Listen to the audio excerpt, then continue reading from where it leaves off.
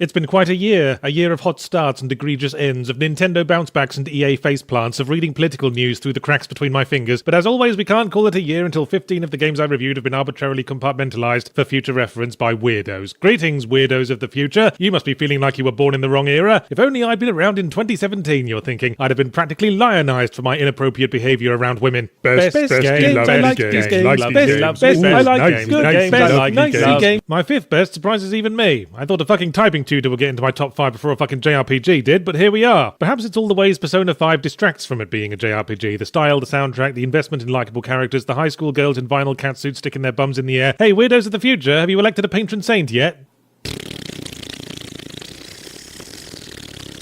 Sorry to wound you, Volition, but be fair, you wounded me first. After the peerless Saints Row series, their next game was going to be one to watch, and while they clearly went into Agents of Mayhem full of energy and ideas, all they did to follow through on that was rotate their wrist for a while going bibbidi-bibbidi-bibbidi-bibbidi. Worst games, I hate these games, nasty games, bad games, not good. Hey, I get it, games industry. Dark Souls is hot spit on a cheerleader's lower back tattoo, so obviously you want to make games like it. And hey, no one had done Dark Souls in a science fiction setting, the opportunity was there, but sci-fi Dark Souls that's annoying and stupid and plays like you're trying to unjam a kitchen drawer was probably too much innovation all at once, wasn't it? The Surge. It's the Surge I'm talking about. I like games. It's Breath of the Wild. Yeah, fanboys, I'm putting it in at 4. What are you going to do about it? You're going to cry? Ooh, mummy, call the police. He only moderately lavished it with praise. Bring me my coat that looks good from the back, because I'm going to do some serious shunning. Yeah, whatever. It's fine. Organic, looks nice, plays well, even if the protagonist could be out-charismaed by his fucking horse. If I were giving out Lifetime Achievement Awards for blandness, BioWare would definitely be a hot contender. Bland, obvious settings where bland characters blandly goldfish stare their way through bland dialogue and occasionally blandly knob each other in a sequence designed by someone with very bland ideas about sex scenes who couldn't get a job at Cinemax. But I digress. More like Mass Effect Blandrometer, am I right? As we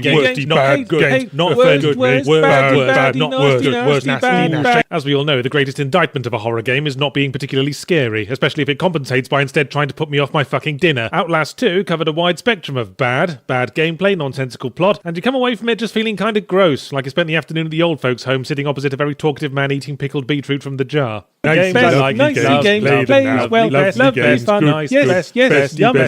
Game Awards always does this thing where they pick one prominent indie game and give it a bunch of token noms. They can quickly go back to noshing AAA Todger. This year it was Cuphead, so while I'm slightly hesitant to heap further praise on it, it is unique and well realised and monstrously hard, so the man with the jar of pickled beetroot won't keep bugging you for his turn. I always feel slightly unqualified to criticise multiplayer-focused shooters, which are, after all, intended to be bland and for people with friends, but I can't help feeling that the best possible result of enlisting friends to help you grind through Destiny 2 would be not having to pay for as many Christmas presents. Sorry you couldn't be higher in the list, but hey, there is something appeally ironic about coming third in a mediocrity contest. Naughty,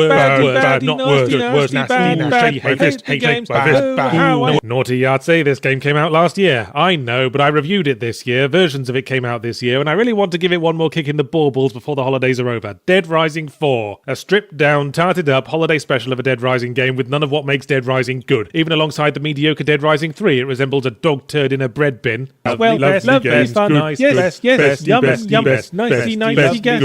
going to be this or Mario Odyssey, and giving it to Mario felt like writing a sports movie where the winner is the team that practiced more and had the most funding. Perhaps to be expected, but nonetheless unsatisfying. I don't love Mario like I love A Hat in Time. Mario merely meets expectations. A Hat in Time is a bit wobbly and not very long, but it's fresh, it's surprising, it's charming, and it did it without needing a room full of sweatshop workers filing every last imperfection off Princess Peach's left bum cheek.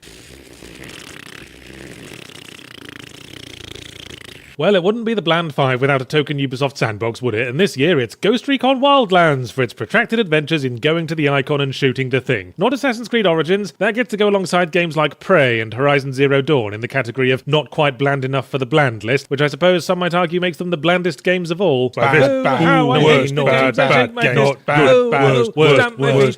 Sega really don't learn their lesson, do they? You can have all the great ideas in the world for fixing Sonic, but they are naught but ash in the hands of Sonic Team themselves. Sonic Forces series starts with the good ideas of a custom protagonist and plot curveball, but I guess something spooked Sonic Team, and like a nervous badger, they darted back to their comfort zone of shitty characters, horrible physics, and masturbation. Best, yes, yum, best, nicey, games, bestie, lovely games, best. Don't think I'm supporting the view that your long-running series might come back around to being good if you just keep plodding along. Rather, I'm supporting burning your series to the ground on a regular basis to make snowmen with the ashes. Resident Evil 7 is a successful change of tune that also manages the balance between disturbing and knowingly camp that marks Resident Evil at its best. Well done, Capcom. Looking forward to seeing how you fuck it up this time.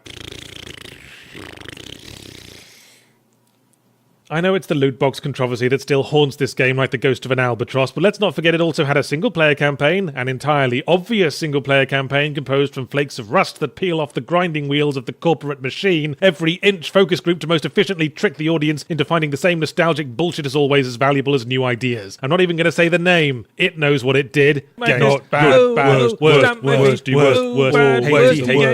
bad. But after righteous anger, I want the worst game to be something so bad that I come back around to feeling positive about it, something so fucking pathetic all he can do is laugh. And for that, it's Sniper Ghost Warrior 3. Ugly, boring, badly optimized, and with a story straight from a 12-year-old boy locked in the bathroom with a Tom Clancy-themed pin-up calendar and severe familial issues. Still, at least it has a positive message on diversity. There's a place in the games industry even for complete morons, and not just holding up the archery targets.